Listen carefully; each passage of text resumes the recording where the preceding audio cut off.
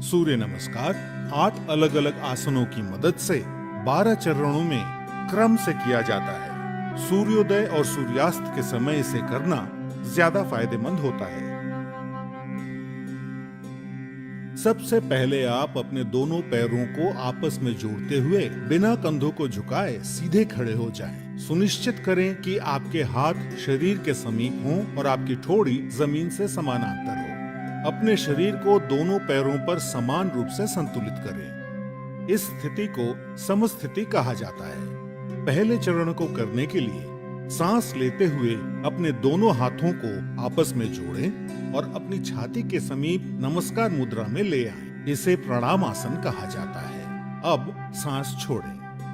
दूसरे चरण में धीरे धीरे सांस अंदर लेते हुए अपने शरीर को कमर से ऊपर की ओर खींचें और अपने दोनों हाथों को अपने सर के ऊपर ले जाते हुए अपने सर और कमर को पीछे की ओर झुकाएं। अपनी टांगें सीधी रखें। इस आसन को हस्तोत्तनासन कहा जाता है।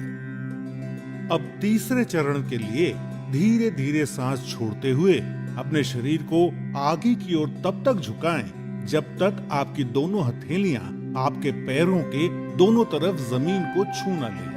ध्यान रखें कि नीचे झुकते समय आपकी भुजाएं और सर एक ही साथ में हो। इस आसन को पादहस्तासन कहा जाता है। चौथे चरण को करने के लिए एक गहरी सांस अंदर लें और अपने दाएं पैर को पीछे की ओर ले जाएं और अपने घुटने को जमीन पर सटा कर रखें। सुनिश्चित करें कि आपका दायां पैर पंजों पर हो, आपका बायां पैर का घुटना 90 डिग्री पर हो, दोनों हथेलियां जमीन पर हों, आपके कूल्हे नीचे और ठोड़ी ऊपर की ओर हो।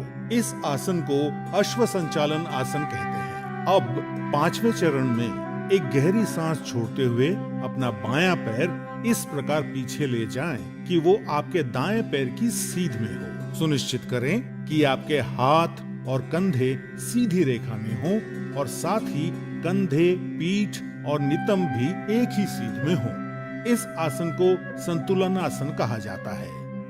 इस स्थिति में धीरे धीरे सांस लें। छठा चरण, सांस छोड़ें। अब अपने दोनों घुटनों को एक साथ जमीन पर रखें और अपनी छाती और माथे को भी जमीन पर रखें। सुनिश्चित करें कि आपके कूल्हे ऊपर की ओर और आपकी कोहनियां आपके शरीर के समीप हों। इस आसन को साष्टांग नमस्कार आसन कहा जाता है क्योंकि आपके शरीर के 8 अलग अलग अंग जैसे दोनों पांव के पंजे, दोनों घुटने, दोनों हथेलियां, छाती और माथा जमीन को छूते हैं। ध्यान रखें कि आपके शरीर का वजन 8 अंगों पर सामान्य रूप से वितरित हो।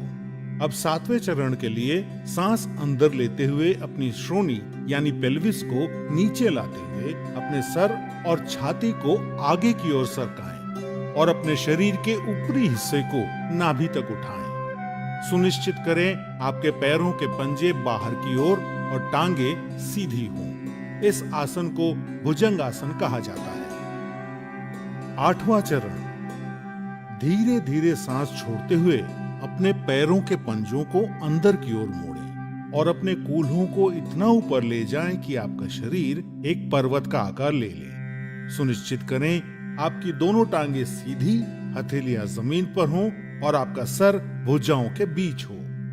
प्रयास करें कि आपकी एड़ियां जमीन को छू सके। इस आसन को पर्वत आसन कहा जाता है।